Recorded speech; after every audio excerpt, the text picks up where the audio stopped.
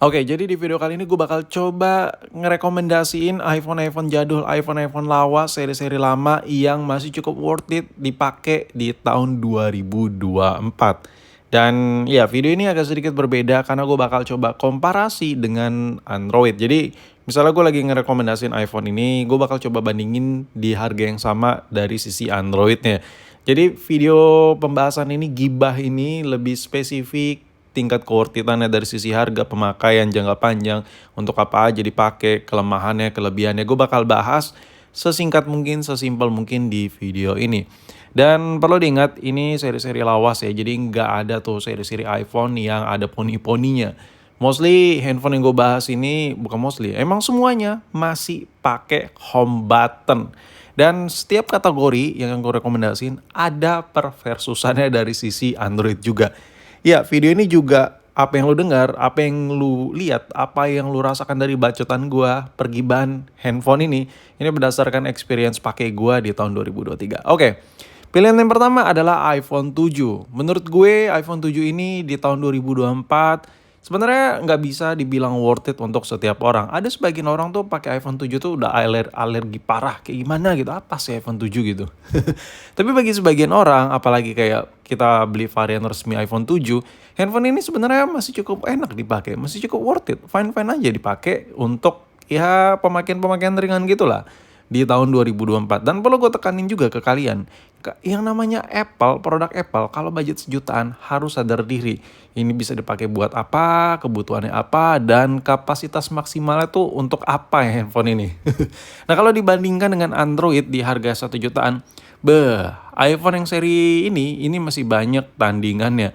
Tapi kalau kita pakai iPhone 7 di tahun 2024 untuk pemakaian WhatsApp, buka email, ya lu nonton TikTok nggak terlalu sering, lebih ke ya udahlah yang penting gue punya alat komunikasi. Gila, HP ini masih enak banget. Even kalau kita bandingin dengan Android yang harganya 1 jutaan yang hampir 2 juta, yang RAM-nya katanya 8 GB, ya yang internal sampai ratusan GB, itu tetap aja beberapa momen gue ngejalanin aplikasi di Android itu terlihat agak, bukan terlihat, berasa agak sedikit lemot. Karena iya iPhone jauh lebih stabil operasi sistemnya. Dan ngomongin soal kamera, nah ini dia nih, ini dia yang iPhone 7 tuh nggak bisa kalahin. Android zaman sekarang yang harganya 1 jutaan 2 jutaan lu beli baru, itu kameranya jauh di atas performa iPhone 7. Baik dari sisi hasil kualitas foto, perekaman video maupun fitur yang ada di kameranya.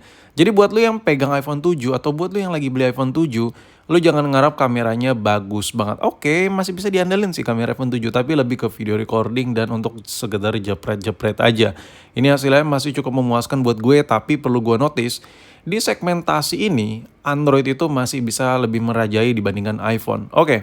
Di pilihan kedua, di market yang kedua yang gue rekomendasiin adalah iPhone 8. Nah ini nih, yang ini agak susah nih buat disenggol pakai Android.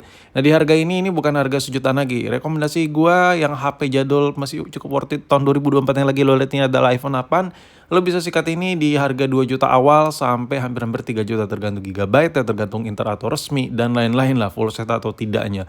Harganya bervariatif, ya pokoknya sekitaran itulah harganya. Nah, kalau ngomongin soal iPhone 8 di tahun 2024, ini udah nggak dapat updatean iOS terbaru, baterainya cukup kecil, tapi handphone ini susah untuk disenggol. Kenapa? Karena chipset yang ada di iPhone 8 ini masih bisa banget lah untuk dipakai buat daily. Dan ngomongin soal desain, handphone ini meskipun jadul, cuman udah basic modern. Anjay, bahasa apa tuh gue? Basic modern maksud gue udah ada wireless charging, belakangnya kaca, udah support fast charging. Ya, I know baterainya kecil, tapi kalau udah support fast charging, semua menurut gue nggak terlalu berasa-berasa amat. Nah, di segmentasi ini, kalau lo mampu beli iPhone 8, banyak tuh Android lucu yang kece-kece itu, yang harganya miring-miring kayak iPhone 8. Ya di harga 2 juta kurang atau 2 juta lebih dikit. Kalau lo pilih Android itu ada yang kameranya bobai gede banget kayak yang lagi lo lihat ini si Itel S23 Plus, ada yang layarnya gede, ada yang baterainya bisa jadi power bank, ada yang RAM-nya gede banget, yang jualan RAM lah pokoknya. Intinya market di harga 2 jutaan kalau lo pilih Android banyak banget pilihannya dan bervariatif. Tapi Android yang baru, contohnya kayak lagi gue pegang ini buat nyenggol iPhone 8 itu susah, sulit sekali. Kenapa? Why? Padahal ini kan RAM-nya gede bang, ada yang embel-embel 16 GB RAM-nya, layar Super AMOLED full view gitu, kamera gede banget. Dari sisi kamera kalah ya. Dari sisi performa juga gue bisa bilang kayaknya enakan iPhone 8, bukan kayaknya, masih lebih enak iPhone 8 karena gue nyoba. Dari sisi build quality jelas iPhone 8. So iPhone 8 ini masih susah disenggol. Kalau dari sisi spek, HP ini udah ketinggalan zaman, udah terlihat kentang. Tapi ketika lu pakai iPhone 8 ini masih berasa enak banget. I know kalau buat ngegame, handphone ini tuh ngeselin ya, layar kecil, baterainya juga kurang. Oke, di rekomendasi berikutnya yang masih cukup worth it di tahun 2024 ada iPhone SE 2020. Nah, di rekomendasi terakhir gue ini kenapa gue bilang ini cukup worth it? Bukan cukup ya. Menurut gue ini adalah iPhone jadul paling worth it. Nah, ngomongin soal desain, handphone ini sama kayak iPhone 8 lah. Kalau dari jauh tuh yang berubah hanya logo Apple-nya aja yang ada di tengah. Nah, kalau buat perbandingan dengan Android ya kalau lu mampu beli iPhone SE ini, lu mampu beli Google Pixel 5. Ya, notabene-nya kelebihan dan kekurangannya apa? Notabene-nya kalau lu pilih Pixel itu lebih ke kamera ya.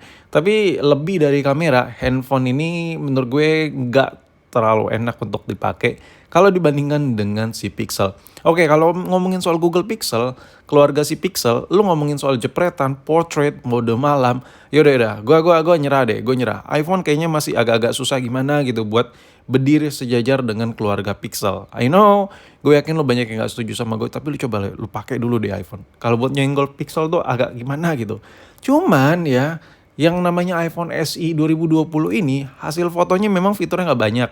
Cuman hasil fotonya tuh fiturnya gak banyak kayak buat jepret-jepret. Cuman hasil fotonya tuh masih cukup gila.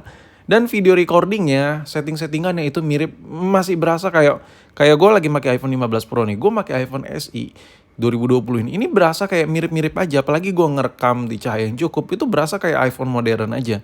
Karena sensor kameranya meskipun kecil, tapi processing image-nya menurut gue, gila, seram dah.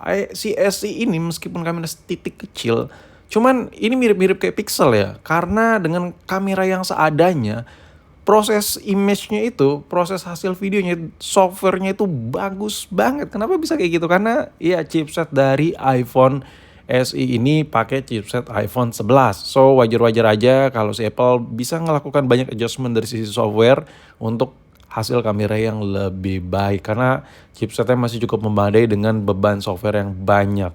Nah, ngomongin soal software ya, ini masih dapat updatean iOS terbaru. Lo beli HP ini masih bisa pakai jangka panjang, masih dapat updatean iOS terbaru tuh masih nyaman banget lah rasanya.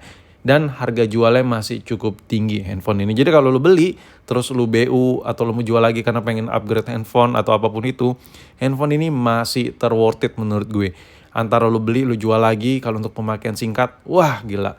Mungkin kayak nggak ada harganya kali ya. Kayak nggak ada selisih harganya. Lo beli sekian, lo bisa juga jual sekian juga. Dan untuk pemakaian, ini susah disenggol.